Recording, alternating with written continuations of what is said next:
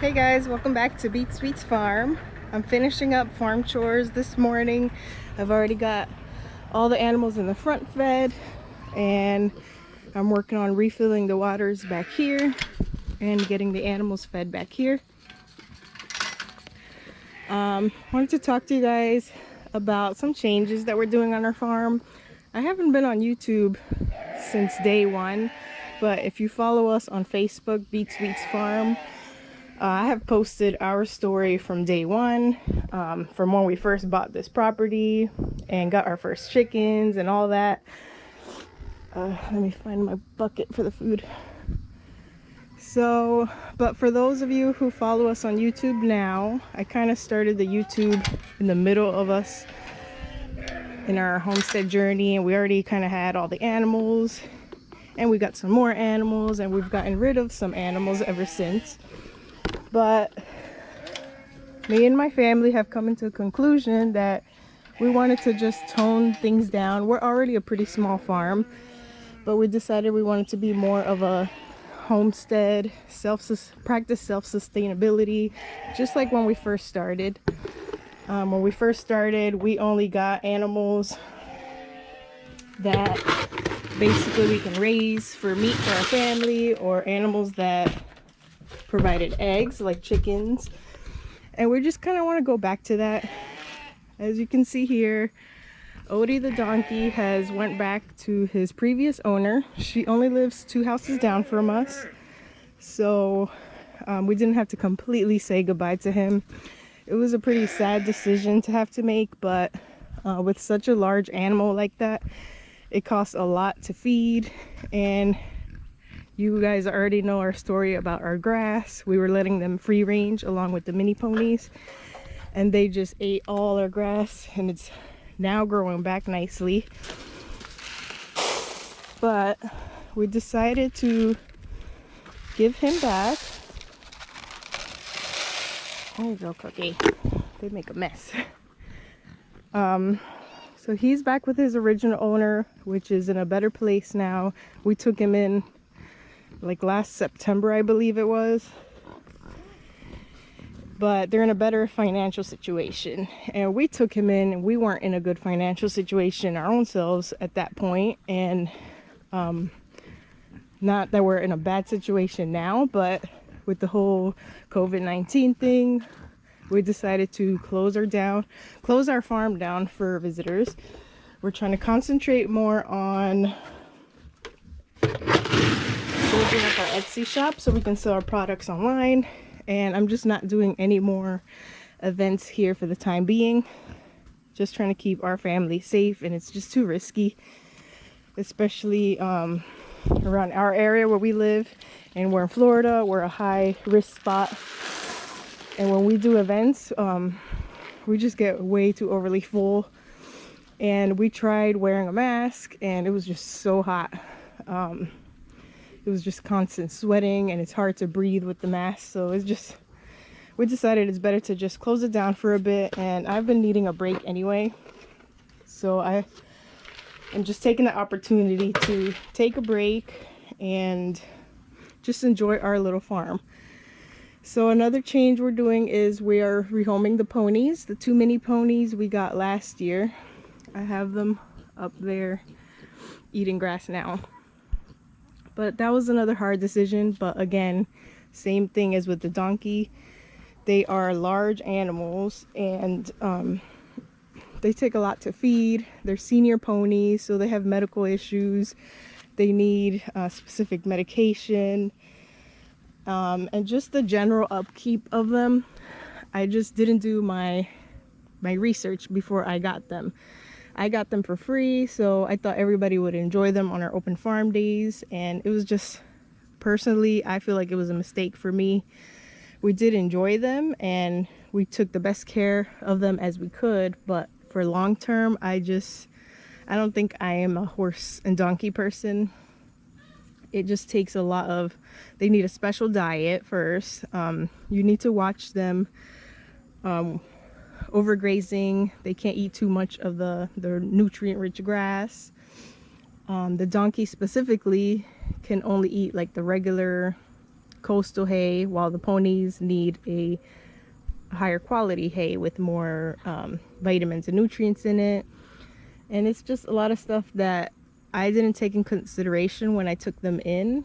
The word that the person who I got the ponies from described them as was easy keepers, and with my experience, I had no experience with horses at all, and that's not an easy keeper type of animal for me.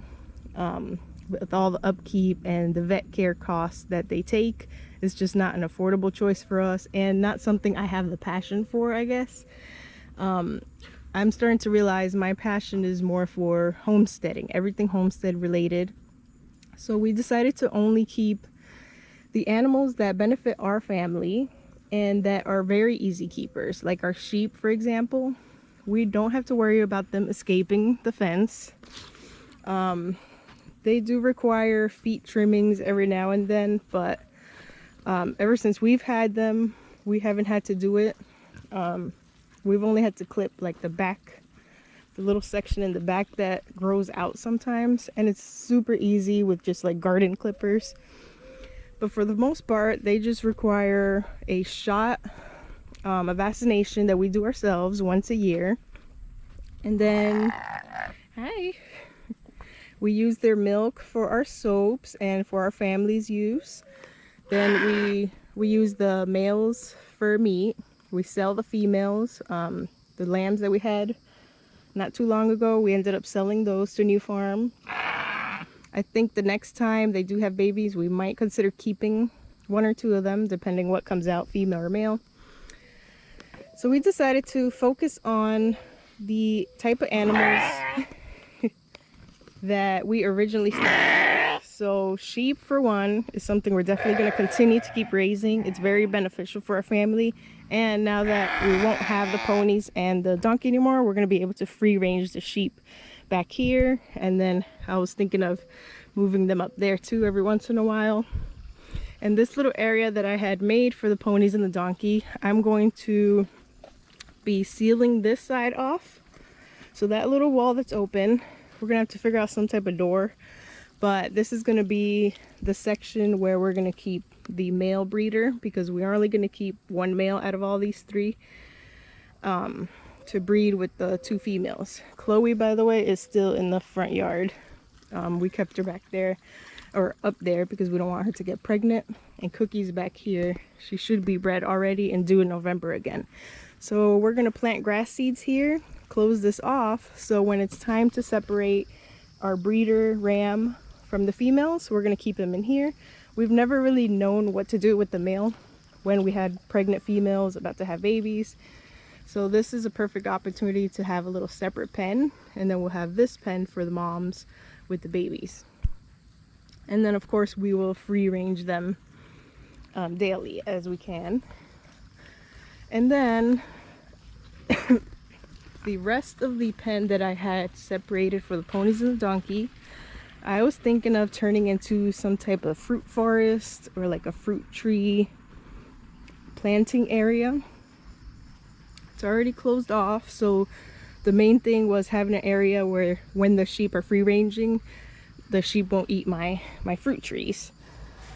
So we already have passion fruit vine that has successfully started going up the tree like we wanted to. This passion fruit vine is climbing up the wire that we placed here, and it's going to go over the tree, and hopefully it keeps going. But we have a bunch of little papaya trees that have popped up everywhere. What was it? More passion fruit vines we have. I'm thinking of planting some more back here, not sure. But papaya trees, we have some citrus trees that we want to move over here, because once we do start free ranging the sheep again, they're going to keep trying to get to these trees that are at the edge of our garden. And this isn't a good spot for the citrus trees anyway, because as they get bigger, it's going to take up more of our garden space. So I'm going to move in any fruit trees that we have like that over here. And this is going to be like a little walk-through fruit tree area. Hopefully there's enough sunlight. So it would basically go all the way back here and then stop right here, because this is where we're closing off the fence to keep the ram in. So it's a pretty decent size, and we have lots of manure saved up. We got a big pile in the backyard and little piles over here, and we can use that to fertilize our fruit trees. I'm probably not going to spend too much money on buying fruit trees unless I find a good deal on them or a sale, or find somebody to buy them from. But this will be a perfect area for that, and it's already closed off. Okay, and then the other thing was pigs. I think we're gonna keep the pigs. Actually, let me feed her. I know we're gonna continue raising pigs for meat, but what I don't know is we're gonna continue breeding them. This is our first time. It was kind of an experiment. We put the guinea hog male with this one. She was supposed to be for butchering, but then when we found out she was pregnant, obviously we did not butcher her, and she ended up having the 8 babies. But it has really taken a toll on her. She's super thin. Come here, princess. The babies are just sucking her dry. Those feet. Come on, princess. She's just super thin, and we've been feeding her a lot. I've been boiling eggs for her. She gets about a dozen eggs a day, and the babies are to the point where they eat the food as well. So I've just been trying to feed her extra, but she's just so thin, and I don't know if she would be a good future breeder. I don't know if she'll be able to take on being bred again, like next year, for example. I wouldn't breed her anytime soon. So I don't know. I'm still trying to decide if we want to just continue buying piglets and then raising them for meat and then butchering them when they get of age, or if we want to try again and breed her with the male, because she's been a great mom. The babies are all healthy. It's just her. She's just looking very thin to me, and no matter how much we feed her, I almost feel like we're gonna have to build a separate pen for the piglets, since they are eating and drinking water. But then again, it's just more work that I don't really want to do, and we don't have the materials for. And like, this works out good because it has the trees for shade, and no matter where I try to expand the pen, it's just going to be in pure sun. There's not going to be no shade, so that's going to be a problem on its own. So I'm still trying to decide what I want to do about the pigs, because it was super easy before when we would just buy piglets, raise them, butcher them, and then after that let all the grass and greenery grow back into the pens before we get new ones. That's another thing. I like having a break in the pens, because pigs are very destructive, and it's good for your pens to have a little break and regrow the grass, and you could throw veggie seeds in there and just grow vegetation for when you get new pigs. So that's still an option. I'm trying to weigh. I know we're still gonna have pigs on our farm indefinitely because they're so easy to keep. But as for whether I want to breed my own or just buy from somebody else, that's still up in the air. So sheep and pigs are for sure something we're going to keep. Chickens is another thing we're going to keep. Chickens don't give us no problems. They're super easy. They free range all day. I feed them the one time a day to get them into the coop. Let me get some dog food. Aspen and Nova, there are guard dogs for the back, so they get an exception for our pet animals. We're just trying to reduce how many pet animals we have. Rabbits, that's another thing we are getting out of. They're super cheap to keep. They don't cost no money. They don't cause no problems. It's just a personal issue. I can't handle them too much because I have allergies. So things that you have to do, like clipping their nails and grooming them, I just can't personally do without getting a major allergy attack. And other than when we used to have the open farm days, they weren't getting handled at all with just me, because I can't handle them. So we decided to get out of rabbits. For what it's worth,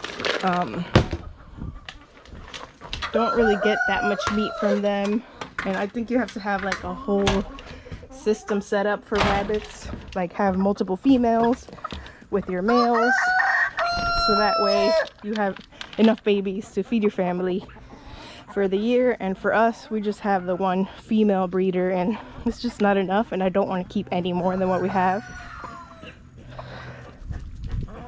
So we decided to get out of rabbits, and that will leave this little shed area for shelter for our sheep in case of weather. That'll be where they can hide in the rain, from the rain, when they're free ranging up here in the front yard. So with the sheep, we're hoping that we can, for the most part, free range back here and free range in the front, and only feed them a little bit of grain when we have to, like to get them back in for the night. Oh, don't go in there. Get out. Get out. The dogs will take any chance they get to eat a chicken, so we gotta make sure they don't go back there. All right, I gotta close off the hose. Everybody's done back here. Okay, so I'm trying to remember if I fed the other pigs. Yeah, did I? Let me go check now. I don't know. I know I fed the sheep and the mama pig. I can't remember if I fed the other ones. Yeah, they're still eating. All right, so I gotta turn off the hose. Quails is another one we're gonna keep. We just recently got quails again, and we really enjoy them. They're super easy keepers. They just live inside of the little walk-in coop that we made them right here. And we've already put the ones that we hatched in here, and they're doing good. And we still have so much space for more. Like, this thing is empty. We still got some little chicks in there too. So chickens, quails, pigs, and sheep, plus our 2 guard dogs in the back. Well, not guard dogs, Ashley and Mammy. I guess that's just our farm pet dogs up here in the front. And then we also have 3 barn cats. Those are the animals that we're going to focus on in our farm. It's just going to make things a lot easier. See the ponies? I don't know if you can see them. They're all the way up there. They're supposed to be getting picked up soon. I found a sanctuary that has knowledge about horses, so they kind of know what they're getting into with them, and they agreed to keep them. So I'm very happy I found them, and they were super nice. No judgments, no questions asked. I know I contacted a lot of places and nobody would take them. So I found them to take them, and then Odie, the donkey's original owner, decided to take him back. So those are kind of off my shoulders. I feel a lot less stressed out about having to upkeep them and figuring out how we're going to pay for all their feed and hay just to keep them healthy. And at the end of the day, they were just like really large pets, and I should have thought about that before getting them. But I'm glad that me and my husband agreed that it's just best to tone down our farm a little bit, go back to just being a private homestead. We are probably going to do like smaller open farm days in the future, not anytime soon, maybe when it cools down in the winter time, because I still have my little shop here and I still have all my products for sale. I am expanding my Etsy shop a bit, but there's some stuff I can't sell on Etsy, like jams. So I'd like to still have people come, just not on a regular basis like before, and just to come experience what a homestead it is. A smaller homestead. We're going to really focus on growing our own vegetables and fruits now. We have more money to spend on things for our garden, and we have more money to spend on making sure our animals that we are keeping have the best life possible, the best feeds possible, because that's another thing. When I took in the larger pet animals, I had to sacrifice getting the cheaper feed for my other animals, and that's not fair to them. I had them first, so we just made those tough decisions to make those cuts, but we are very happy about those decisions. We know that it was the right ones. And yeah, I just wanted to let you guys know of those changes, just in case you watch any of our future videos and wonder where those specific animals went. They're in good hands. Don't need to worry about them. So what else did I want to say? Our rehoming of the animals, what the animals were concentrating on. We're also keeping the ducks too. They barely lay eggs for us, but there's no use of giving them away to somebody. They're happy here. They don't cost us any extra money other than the chicken food they eat, and we have the little swimming pool for them. So yeah, we just decided to simplify our life a little bit, and not try to keep all of these animals for the sake of everybody coming to visit them on open farm days. We have to put ourselves first as a family and make these decisions to lessen our stress and lessen our responsibility, and kind of just put ourselves first, because we never do that. We always put everybody else first. So we made that decision. I'm trying to think what else. And I know in one of my past videos I explained to you guys how we thought maybe that we wanted to move pretty soon, but right now it's just not a good timing. We would need to save up a lot of money for that and make our considerations of where we want to move. So I think that we are just going to plan on staying here. I think we've been here almost 5 years, and I don't know how much longer we're gonna stay here, but by making our lives a little bit easier and making the farm easier to upkeep and maintain, especially me almost by myself every day, I think we're just going to try to live here for a little bit longer. It'll give us time to save money and really put into perspective where we want to live in the future. If we want to stay in Florida, we want to move out of Florida, or if we're going to stay in Florida, what area would best suit ourselves. But I feel that with rehoming the larger animals,